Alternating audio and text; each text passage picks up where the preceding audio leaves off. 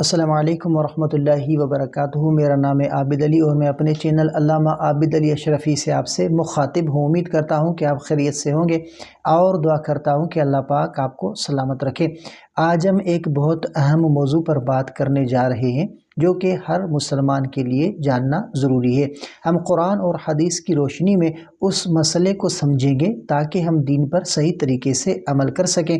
تو ویڈیو کو آخر تک لازمی دیکھیں تاکہ کوئی اہم بات آپ سے رہ نہ جائے۔ تو روزہ محض بھوکا اور پیاسا رہنے کا نام نہیں بلکہ ایک عظیم عبادت ہے جو بندے کو اللہ کے قریب کرتی ہے۔ روزے کی فرضیت کے بارے میں قرآن اور حدیث میں بے شمار انعامات کا ذکر کیا گیا ہے۔ روزے کی فرضیت قرآن کی روشنی میں اللہ تعالیٰ قرآن میں فرماتے ہیں کہ یا ایھا الذین آمنوا کتب علیکم الصیام کما کتب علی الذین من قبلکم لعلکم تتقون۔ تو خلاصہ کہ روزہ پچھلی امتوں پر بھی فرض تھا جس سے اس کی اہمیت کا اندازہ ہوتا ہے۔ روزے کا اصل مقصد تقوی پرہیزگاری پیدا کرنا یعنی جو ہے وہ انسان کو اللہ کی نافرمانی سے بچانا ہے۔ اور دوسری بات کہ روزہ اللہ کے لیے ہے۔ نبی کریم صلی اللہ علیہ وآلہ وسلم نے فرمایا کہ ابن آدم کا ہر عمل اس کے لیے ہے سوائے روزے کے، کیونکہ وہ میرے لیے ہیں اور میں ہی اس کا بدلہ دوں گا۔ تو باقی عبادات کا ثواب فرشتے لکھتے ہیں لیکن روزے کا اجر اللہ تعالیٰ خود عطا کرے گا۔ یہ حدیث بتاتی ہے کہ روزے کی قبولیت اور انعام عام عبادات سے کئی زیادہ ہے۔ اور تیسری بات کہ روزے دار کے لیے جنت کا خاص دروازہ۔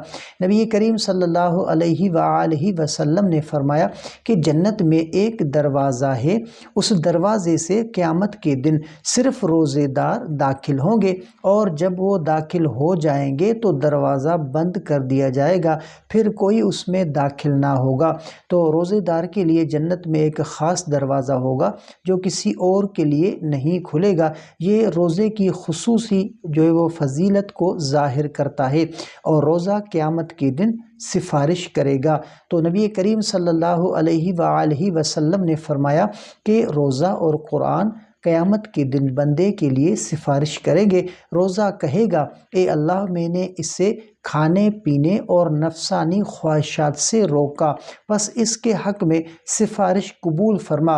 اور قرآن کہے گا میں نے اسے رات کے وقت سونے سے روکا، بس اس کے حق میں سفارش قبول فرما۔ چنانچہ ان دونوں کی سفارش قبول کر لی جائے گی۔ تو قیامت کے دن روزہ اور قرآن دونوں روزے دار کے لیے سفارش کریں گے۔ روزہ اللہ کے حضور بندے کے حق میں گواہی دے گا۔ اور کیا کہ روزے دار کی دعا قبول ہوتی ہے۔ تو نبی کریم صلی اللہ علیہ وآلہ وسلم نے فرمایا کہ 3 آدمیوں کی دعا رد نہیں کی جاتی، ایک روزے دار کی افطار کے وقت مانگی ہوئی دعا، اور عادل بادشاہ کی دعا، اور مظلوم کی دعا۔ تو افطار کے وقت جو ہے وہ دعا ضرور قبول ہوتی ہے۔ روزے دار کے لیے اللہ کی خاص رحمت ہے کہ اس کی دعائیں لوٹائی نہیں جاتی، اور روزہ جہنم سے ڈھال ہے۔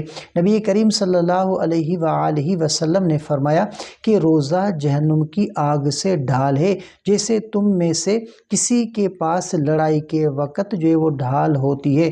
تو روزہ گناہوں سے بچاتا ہے اور قیامت کے دن جہنم کی آگ سے حفاظت کرے گا۔ یہ اس شخص کے لیے نجات کا ذریعہ ہے جو روزے کی برکتوں کو سمجھ کر اس پر عمل کر سکے۔ تو رمضان میں شیطان قید کر دیے جاتے ہیں۔ تو نبی کریم صلی اللہ علیہ وآلہ وسلم نے فرمایا کہ جب رمضان کا مہینہ آتا ہے تو آسمان کے دروازے کھول دیے جاتے ہیں اور جہنم کے دروازے بند کر دیے جاتے ہیں اور شیاطین کو جکڑ دیا جاتا ہے۔ تو رمضان میں برکتیں نازل ہوتی ہیں اور گناہوں کے مواقع کم ہو جاتے ہیں، شیطان کے جو ہے وہ اثرات کم ہو جاتے ہیں، جس سے نیکیاں کرنا آسان ہو جاتا ہے، اور روزہ صحت کے لیے بھی مفید ہے۔ تو نبی کریم صلی اللہ علیہ وآلہ وسلم نے فرمایا کہ روزہ رکھو صحت یاب ہو جاؤ گے۔ اور سائنس بھی ثابت کرتی ہے کہ روزہ ہاضمے کے نظام کو آرام دیتا ہے اور بلڈ پریشر اور شوگر لیول کو بہتر کرتا ہے اور دماغی کارکردگی کو بھی بہتر بناتا ہے۔ تو روزے کے بدلے جنت ہے۔ تو نبی کریم صلی اللہ علیہ وآلہ وسلم نے فرمایا کہ جس نے ایمان اور ثواب کی نیت سے رمضان کے روزے رکھے اس کے پچھلے تمام گناہ معاف کر دیے جاتے ہیں۔